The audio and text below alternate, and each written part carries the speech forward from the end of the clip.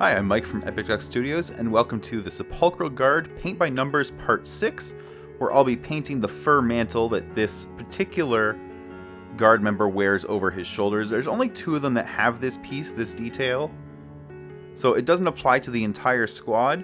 There's a couple of them that have different unique details. For example, this guy has a little tombstone you need to paint, and the Reaper, while actually having a lot less detail, has a very large piece of wood grain you'd want to be painting.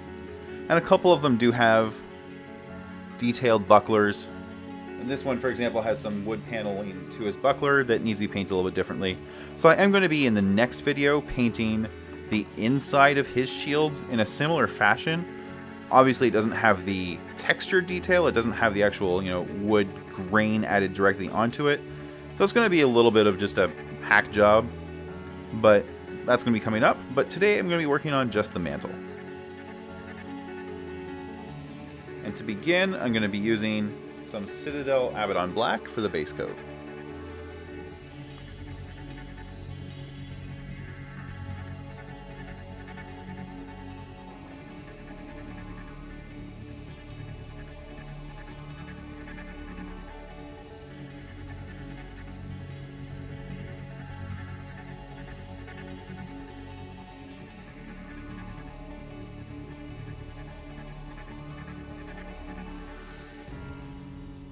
Now, these sort of heavily textured areas where there's a lot of fur or feathers, anything of that nature, it can help to make sure your paint is really thinned down so it flows into the crevices between the details easily.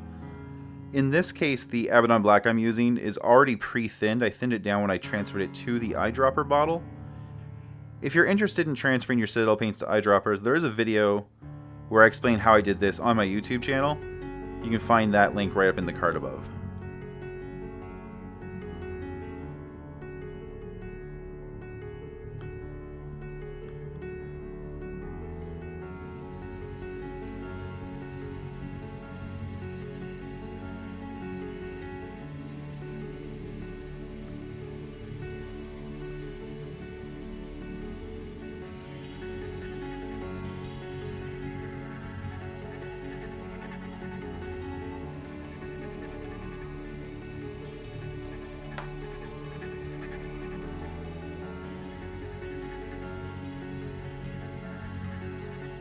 Oops, got a little bit on the sword there. I'm going to try and use a little bit of water and just get that off right away. Right, there we go.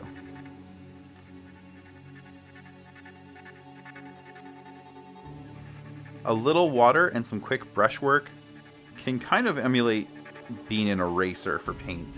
If you get there in time, you can usually save your mistake without having to paint over it, which is just an added bonus. A little less paint on the bottle is always a good thing.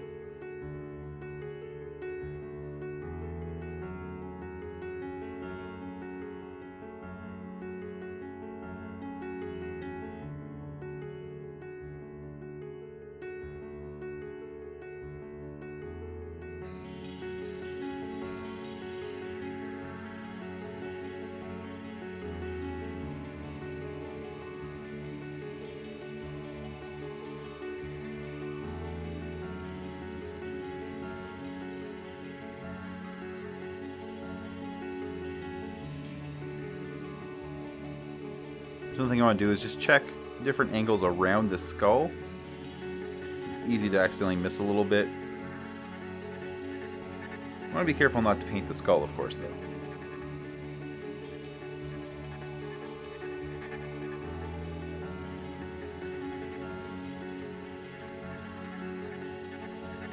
Now, because this paint is thinned down, I want to give it just a minute or two to dry before I carry on. So next, I'm going to add some highlights with Citadel Eshin Gray. Now for these, what I'm going to do is just load the brush up with paint and brush most of it away. I'm just pulling it out of the brush on the palette paper here. You can see, I just want, just the faintest almost hint of it. I'm just going to bring it, using the side of my brush, over the black.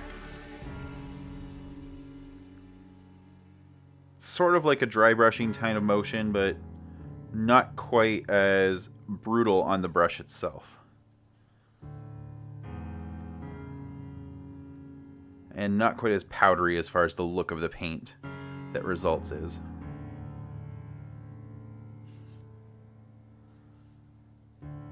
I think dry brushing is a great tool to keep in your toolbox, but it's not always the right tool.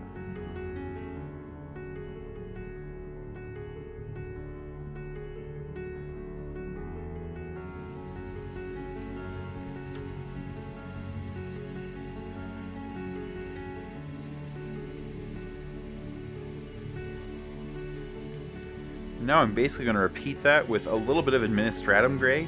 I'm going to be keeping this more focused to the top of each shoulder though.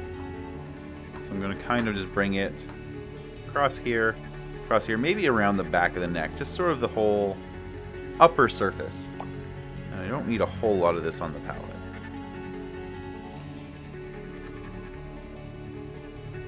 And again, I'm just going to kind of slowly pull it out of the brush.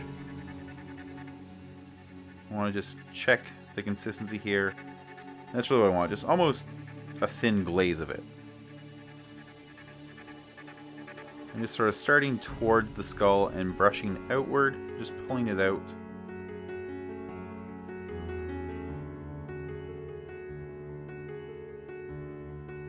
Very lightly rubbing the side of the brush across the fur.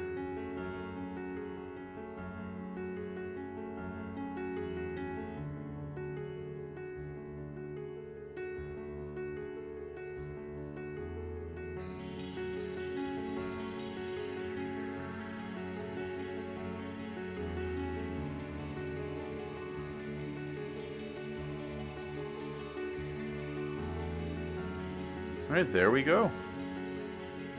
Alright, that's really all there is to painting the fur mantle. If you found that when you were using the side of the brush, the paint went on a little bit too heavily, you could actually just come back in with a Nuln Oil wash, just to kind of try to fill in the detail between the different little furry bits. And that should really kind of just restore some of that look to it. It'll also tone down your color somewhat, so you may actually want to try and highlight back up again. It really just depends on what look you're going for. So that's part 6. So what's left to go now? Part 7, I'm going to work on adding some wood detail to the back of the shield.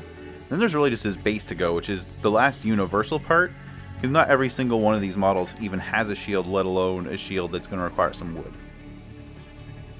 Hey, I hope you enjoyed my video. There's plenty more here on YouTube. As well, you can join me twice a week at twitch.tv/EpicDuck, usually on Tuesday nights and Sunday mornings Eastern Time, where I do stream my painting. If you want to support the show, you can do that at patreon.com/epicduck. Even giving as little as $1 a month helps keep the lights on and the paint flowing. Of course, you can also help by just hitting subscribe here on YouTube or sharing this video with a couple friends. Thanks a lot.